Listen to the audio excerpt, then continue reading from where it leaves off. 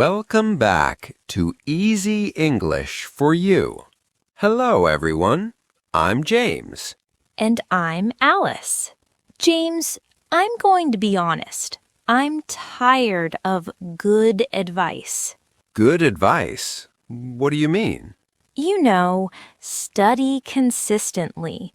Don't worry about mistakes. Focus on communication. I've been trying to do all that. But yesterday, it happened again. My brain just went blank. I don't need good advice.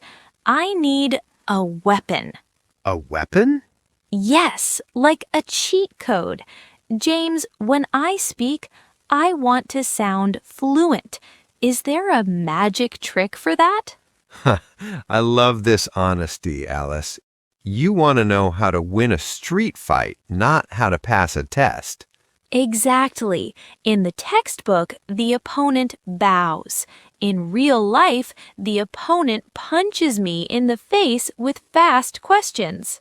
Okay, forget the nice teacher advice today. Let's talk about street grammar. First, let's talk about what happens when you completely blank out. You're talking, then suddenly, nothing. Empty. Frozen. Your textbook never taught you this, right? Here's the truth. That moment, that's when you need body language, not grammar. Can't find the word? Point at it. Can't explain something? Draw it in the air with your hands. For example, you forgot screwdriver.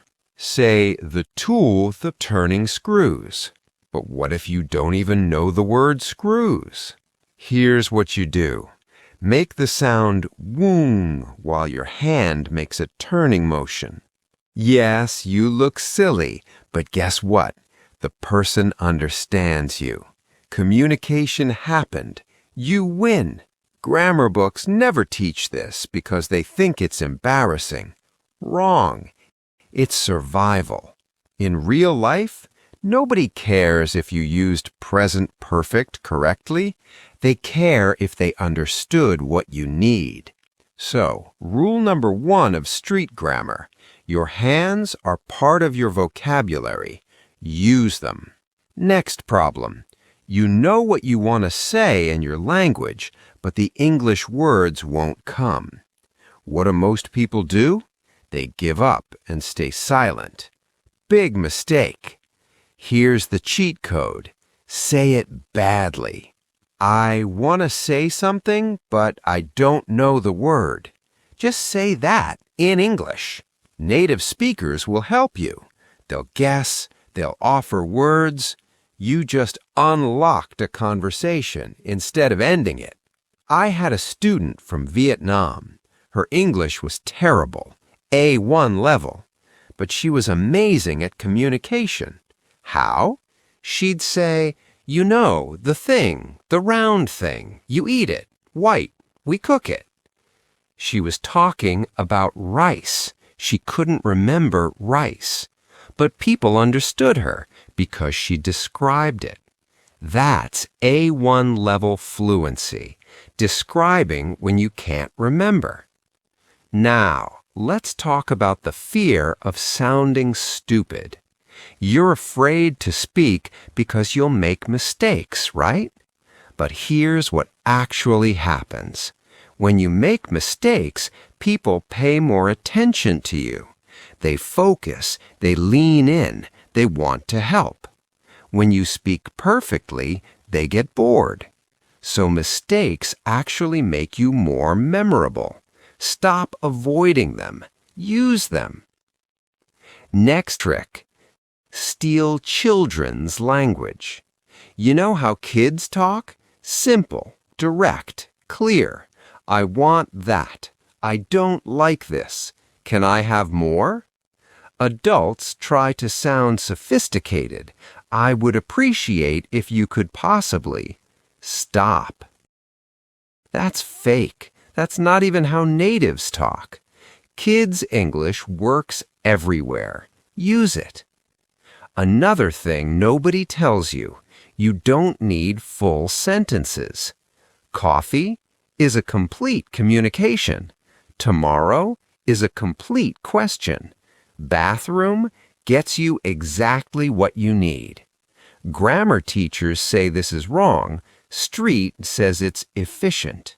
In real life, shorter is better. Now, the biggest A1 problem. You freeze when someone asks you a question. Why? Because you're trying to give a perfect answer. Here's the hack. You don't need to answer the question. You just need to keep the conversation alive. Someone asks, "What do you think about the new policy?" You have no idea what they're talking about. Don't panic. Don't say nothing. Say this. That's interesting. Tell me more. Boom. You bought yourself time. They'll explain, you'll understand, then you can answer. This is conversation survival, not grammar. Let me teach you 5 emergency phrases. These work when your brain completely shuts down. Number 1, sorry, could you repeat that? This gives you a second chance to hear and understand. Number 2, wait, let me think. This buys you time while looking thoughtful, not stupid. Number 3, I'm not sure I understand. Can you explain?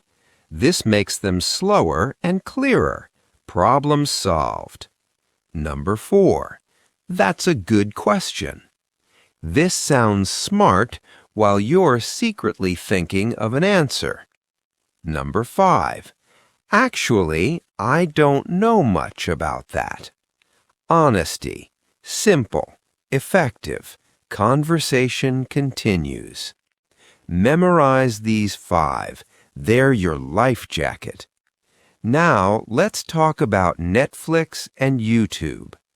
Everyone says watch to learn. Wrong approach. Watch to steal specific things. Not grammar, not vocabulary, steal reactions. When someone in the show is confused, what's their face? What do they say? Usually something simple like, what? Or, huh? Or, wait, what? Copy that. The face, the tone, the word. Now you have a real confused reaction. When someone is surprised, no way. Are you serious? Really? Steal these. Practice the face in the mirror. Yes, the mirror. Because communication is 50% face, 50% words. A1 students focus on words. Smart students focus on the whole package. Here's something wild. You can have a conversation with only 10 words. Yes, no, maybe, why, how, when, where, what, good, bad. Add pointing and facial expressions, you can survive. I'm not saying stay at this level forever. I'm saying when you're panicking, go back to basics. 10 words and your hands will save you. Now, the thing about making mistakes. You say, I go yesterday instead of I went yesterday. In your head, you're screaming, I'm so stupid. But here's the truth. The other person didn't even notice because they understood you went somewhere yesterday. Message delivered. Communication successful. The mistake only matters in your head. So here's your new rule. If they understood, it wasn't a mistake. It was just informal English.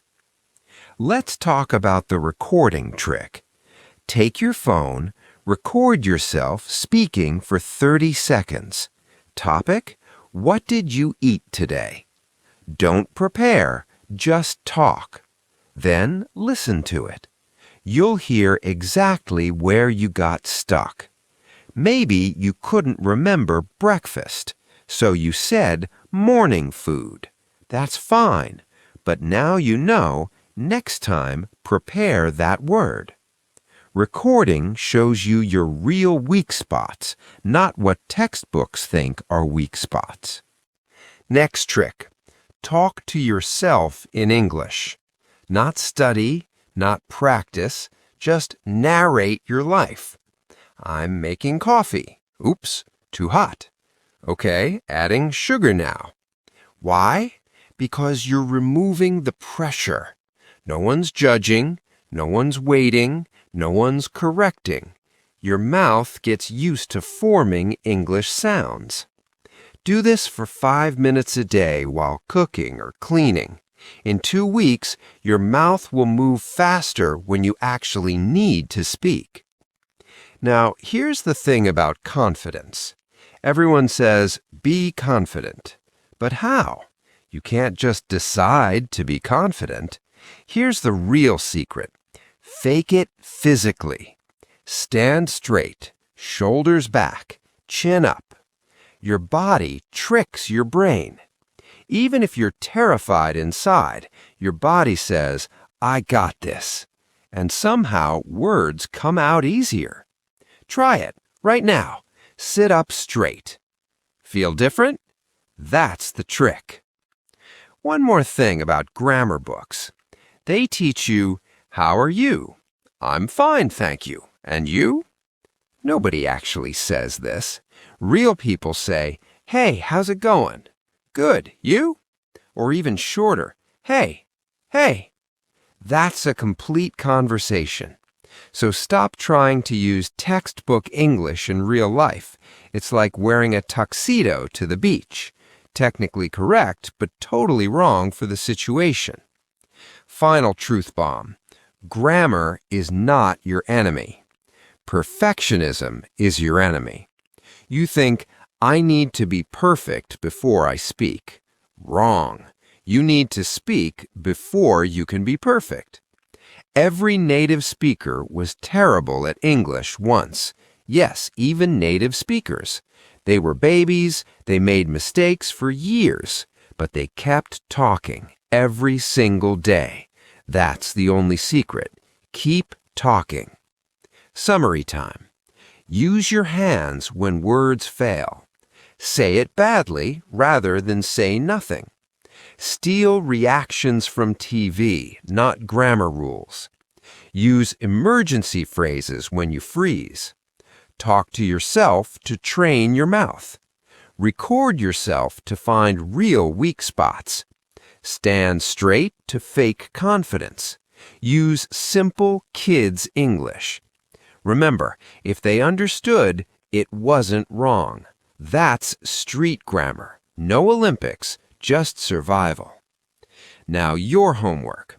In the comments, write one English phrase you're scared to use because you think you'll mess it up. Write it. Commit to trying it this week. Mess it up proudly. And if you want more dirty tricks like this, hit subscribe. Next week, the 7 words that make you sound fluent even when you're not. Thanks for watching. Remember this. In English, whoever speaks first wins, even if it's messy. So stop preparing for the Olympics. Get out there and fight. See you next week with more weapons.